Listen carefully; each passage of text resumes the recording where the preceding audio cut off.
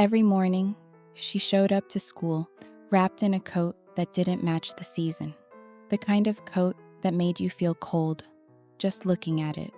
They called her May, quiet, thin, the kind of girl who faded into the background, like the frost on windows before the sun came out.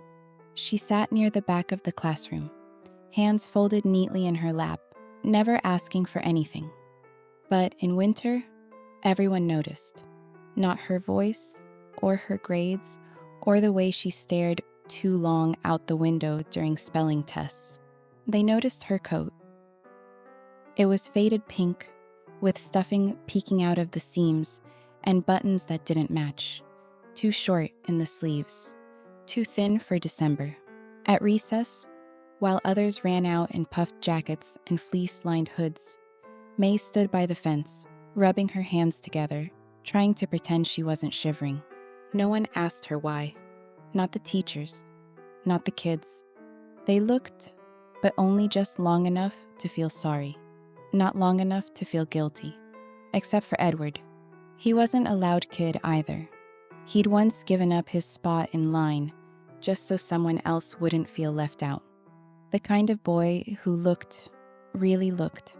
And he saw May, saw her knuckles red with cold, her breath puffing in little clouds, her smile tight like it hurt. One afternoon, after school, Edward went home and did something strange.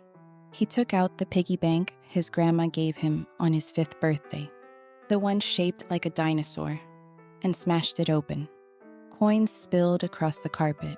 Quarters, dimes, a couple crumpled bills. It wasn't much, but it was enough. At the thrift store, he found a coat. It wasn't new, but it was thick and warm, with a hood lined in faux fur and sleeves that would actually reach May's wrists. He wrapped it in brown paper and left it on her desk the next morning with no note. When May saw it, she just stared. She didn't ask where it came from. She didn't smile. May didn't wear the coat, nor the day after, nor the one after that.